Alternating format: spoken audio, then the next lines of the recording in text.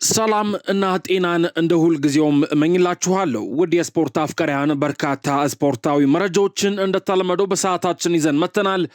ውድ ቤተሰቦች በትልቁ ፋና ስፖርት የዩቲዩብ ቻናል ላይ ለጊዜው ቪዲዮዎችን እየለቀቅን አይደለም። እናም ይህንን አዲስ የዩቲዩብ ቻናል ሰብስክራይብ በማድረግም ተቀላቀሉን። ቪዲዮን ላይክ አድርጋችሁ ጀምሩት። ቀጥታ ወደ ስፖርታዊ መረጃዎች ተሻገር። በአጫጭር የስፖርት መረጃዎች እጀምራለሁ። ኔይማር ጁኒየር በሳንቶስ ልምምዱን ከጨረሰ በኋላ በፖከር ውድድር በመሳተፉ ምክንያት ብዙ ትችቶች ገጥሞታል ተብሏል። እሱም ይህንን የተጫወትኩት ከልምምድ በኋላ በእረፍት ጊዜ ነው ሲል አስተባብሏል። እንዲሁም በኢንስታግራም ገጹ መጥቶ አሁን ልምምድ ልስራ ወይንስ በሱም መታችሁ ትተቹኛላችሁ፣ ስለ ህይወታችሁ ተጨነቁ በማለት ተናግሯል ሲል ይህን መረጃ ሙንዶ ዲፖርቲቮ ዘግቦታል። ማኑ ኮኔ ከሮማ ለመልቀቅ ተዘጋጅቷል። ማንቸስተር ዩናይትድም ከዓለም ዋንጫው በኋላ የፈረንሳዩን አማካይ መከታተል ቀጥሏል። ነገር ግን በጣም በዝግታ ነው እየተንቀሳቀሰ የሚገኘው። ኦፊሻላዊ ጥያቄም እስካሁን ድረስ አላቀረበም ሲል ይሄን መረጃ ሌኪፕ ዘግቦታል። ካርሎ አንቸሎቲ በብራዚል ለመቆየትና ለቀጣዩ የኮፓ አሜሪካ 2028ና 2030 የዓለም ዋንጫ ምዕራፉን ለመቀጠል አቅዷል ተብሏል። ቀጣዩ የጣሊያን አሰልጣኝ ሜሞን ምንም ፍላጎት የለውም ሲል ይህን መረጃ ፋብሪዞ ሮማኖ ዘግቦታል። ኢንተር ሚላኖች የቶተናሙን የመሃል ተከላካይ ክርስቲያን ሮሜሮ ለማስፈረም ጥረት እያደረጉ ይገኛል። እናም አሁን ላይ የዝውውሩ ሂደት ውስጥ የሰሜን ለንደኑ ክለብ አርሰናልም ወደ ፉክክር ውስጥ ገብተዋል። እናም ለኢንተር ሚላን ይህ መልካም ዜና አይደለም ሲል ይህን መረጃ ጡት መርካቶ ይፋ አድርጎታል።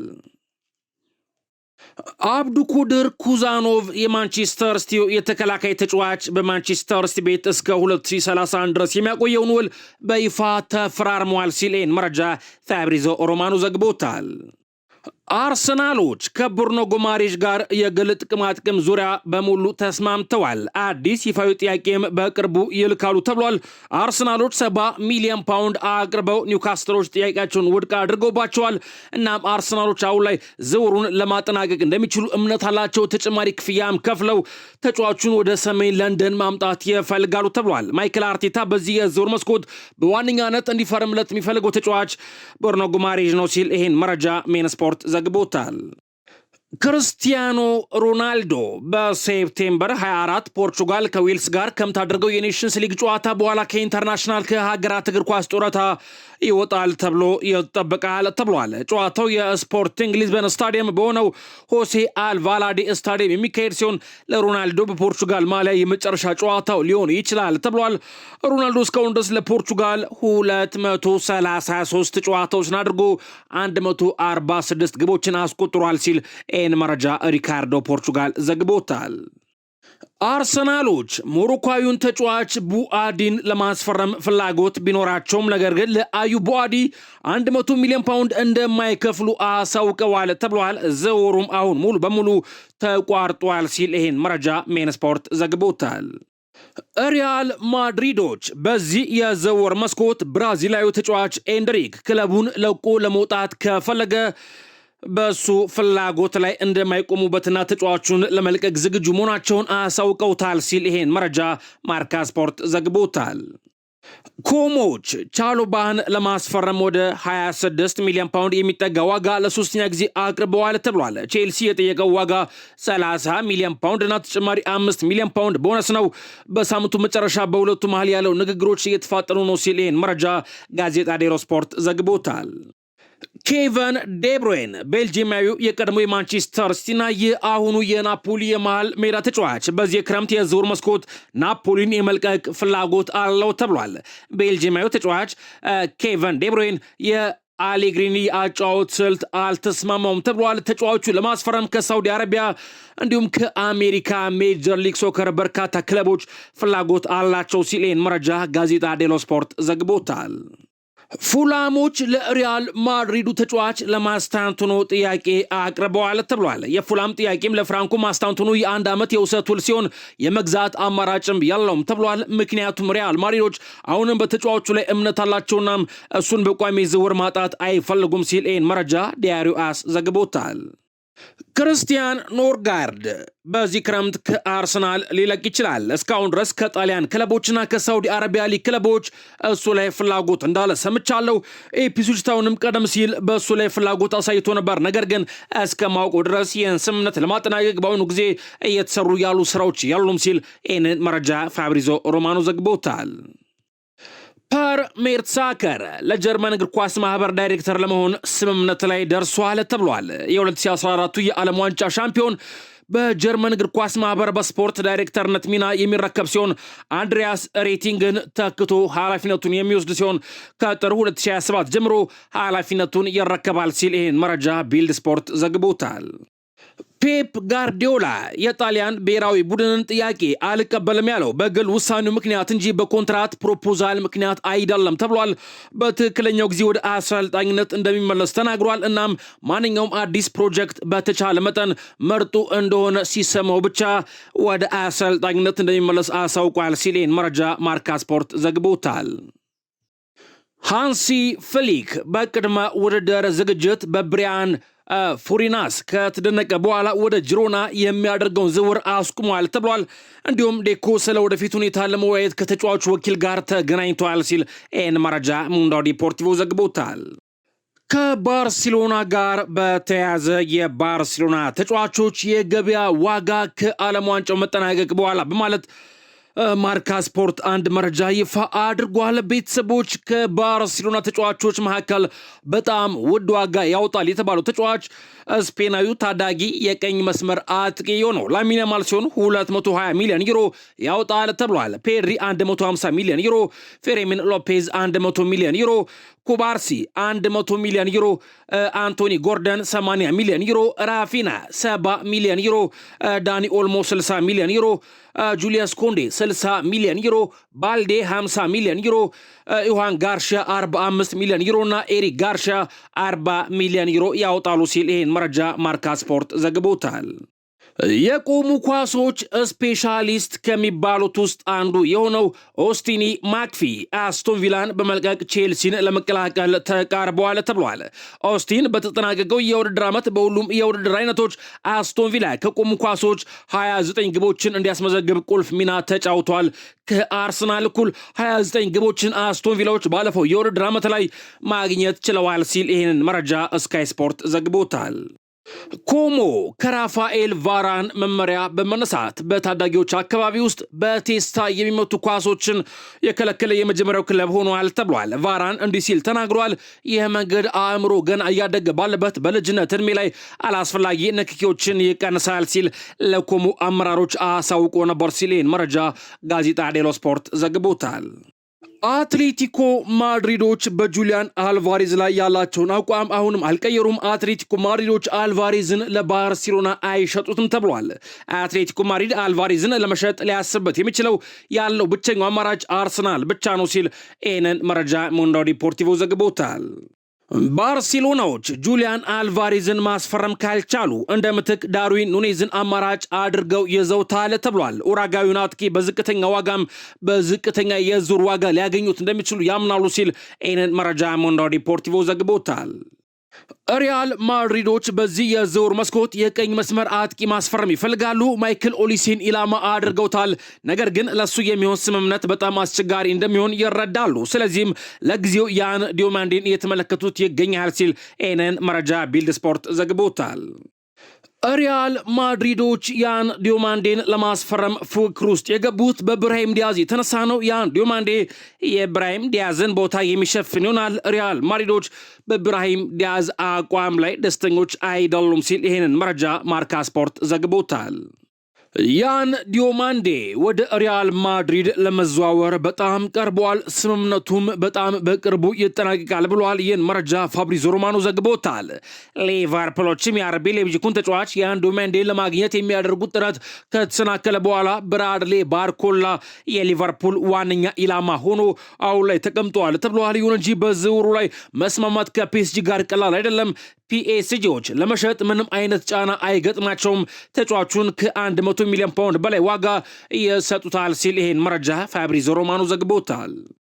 ሪያል ማድሪድ ሮድሪን ከማንቸስተር ሲቲ ለማስፈረም ስምምነት ላይ ለመድረስ እየሰራ ነው ተብሏል። መረጃውን ዴቪድ ኦርንስቲን ከዚ አትሌቲክስ ይፋ አድርጎታል። ሪያል ማድሪድ ሮድሪ ሄርናንዴዝን ከማንቸስተር ሲቲ ለማስፈረም ስምምነት ላይ እየሰራ ነው። ስምምነት ላይ መድረስ እንደሚቻልም በማድሪድ በኩል እምነት አለ። ከዓለም ዋንጫ በኋላ የፍሎሬንቲኖ ፔሬዝ ተጫዋቹ ላይ ያለው አቋም ተቀይሯል። ሲቲ አሁንም ኮንትራቱን ለማደስ እየሞከረ ነው ተብሏል። ታላቁን እና አስፈሪውን ሪያል ማድሪድ በቀጣይ የውድድር ዓመት የምንመለከት ይሆናል ብሏል ዴቪድ ኦርንስቲን ከዚ አትሌቲክስ። ከማይክል ኦሊሲ በላይ እጅግ አስፈላጊው ዝውውር ለሪያል ማድሪዶች ሮድሪ እንደሆነ አምነዋል ብሏል ዴቪድ ኦርንስቲን። እንደ ዘገባዎችም ከሆነ ማንቸስተር ሲቲዎች ተጫዋቹ ለክለቡ ባበረከተው አስተዋጽኦ ዝውውሩ ላይ እክል መሆን እንደማይፈልጉ ነግረውታል ሲል ዴቪድ ኦርንስቲን ከዚ አትሌቲክስ ይህን መረጃ ይፋ አድርጎታል።